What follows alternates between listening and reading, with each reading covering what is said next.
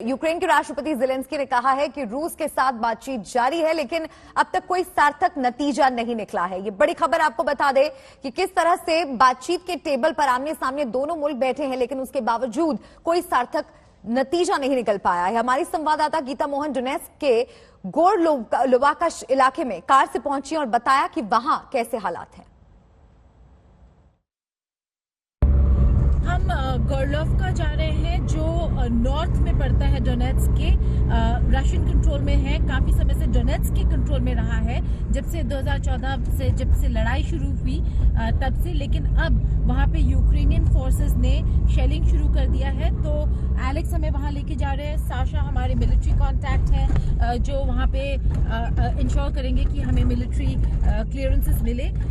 सत्य हमारे साथ है। डिटोर जो हमने लिया है, यहाँ पे रास्ते बदले हैं क्योंकि यहाँ पे सिक्योरिटी का काफी कंसर्न है।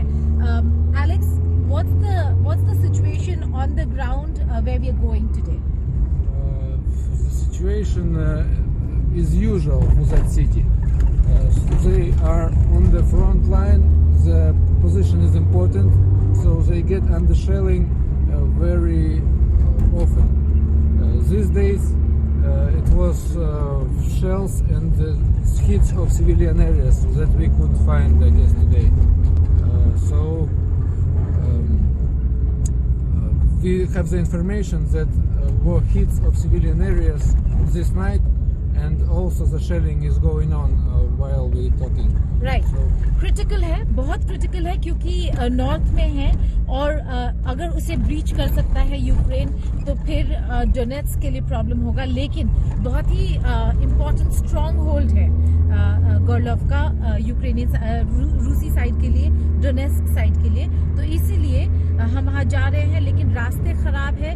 हमने कच्चा सड़क इसलिए लिया है क्योंकि जो पक्की सड़क है वहाँ पर अभी गन बैटल ऑन है, तो हम वहाँ से जा नहीं सकते हैं। वहाँ पे मिलिट्री बैरिकेड्स लग गए हैं, तो आगे जाने नहीं दिया जाएगा। सत्य हमारे साथ है, रिपोर्टिंग करने निकल पड़े हैं और बहुत ही जल्द गोरलोवका से आपको अपने रिपोर्ट्स भेजेंगे। Geeta Mohan, on the way to Gorlovka, आज तक। मारियोपोल में सुबह जैसे ही राहत सामानों का बंटवारा शुरू होता है, हजारों की भीड़ राहत केंद्रों पर उमड़ जाती है। मेरे पीछे आप देख रहे हैं हजारों की तादाद में लोग यहाँ मारियोपोल में मेट्रो शॉपिंग सेंटर के बाहर लंबी कतारों में खड़े हैं। क्यों? क्योंकि ह्यूमैनिटेरियन एड और जो बेसिक खाने पीने का सामान है वो यहाँ उन्हें मिल रहा है। आज मारियोपोल पूरी तरीके से रूस के कंट्रोल में आ चुका है और इसी वजह से ये जो एड और ह्यूमैनिटेरियन असिस्टेंस प्रोवाइड कर रहा है वो रूस की सरकार और डोनेट्स्क की अथॉरिटीज कर रहे हैं। दोनों मिलकर यहाँ पर ह्यूमैनिटेरियन एड प्रोवाइड कर रहे हैं। हमने लोगों से बातें की, यहाँ पे जो औरतें हैं रोते हुए हमें कह रहे थे कि उनके पास जाने के लिए कोई जगह नहीं है।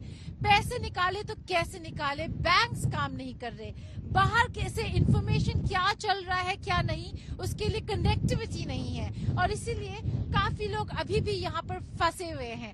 ह्यूमैनिटेरियन कॉरिडोर से जाए तो कहाँ जाए?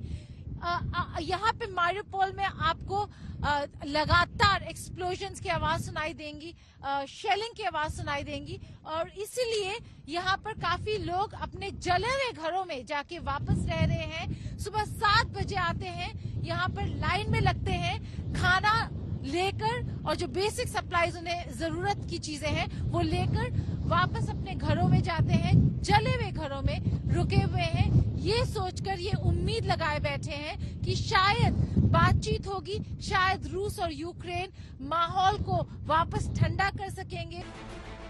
जब विनाश इतने बड़े पैमाने पर हो तो इस तरह की त्रासदी स्वाभाविक है। ये मारियोपोल की 2 तस्वीरें हैं, जिसमें एक में उसकी खूबसूरती नजर आती है, दूसरी में उसकी बर्बादी।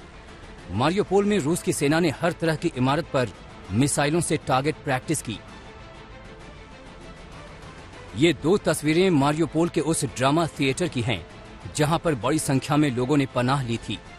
युद्ध के दौरान हमलों से बचने के लिए यहां पर सैकड़ों लोग पहुंचे हुए थे, लेकिन रूस के हवाई हमलों के दौरान एक मिसाइल यहां पर गिराई गई, कई लोग मारे गए।